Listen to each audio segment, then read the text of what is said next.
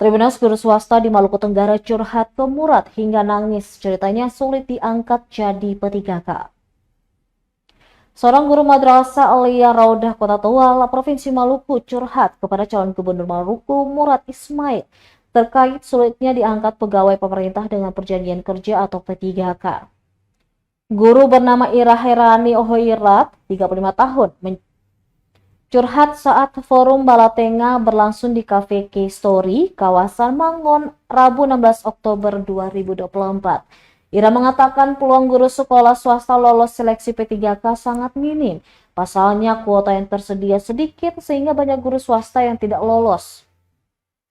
Hal itu kata dia sangat berbeda dengan guru honorer di sekolah negeri. Menurutnya di sekolah swasta tidak pernah diangkat secara langsung oleh pemerintah untuk menjadi P3K.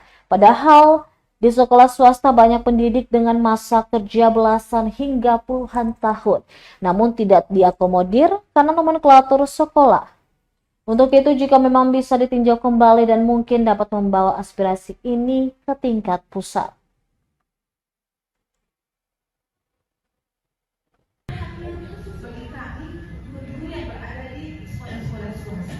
Dan untuk Kementerian Agama sendiri, mohon maaf, setiap tahun Pak, untuk Provinsi Maluku Download Tribun X sekarang, menghadirkan lokal menjadi Indonesia.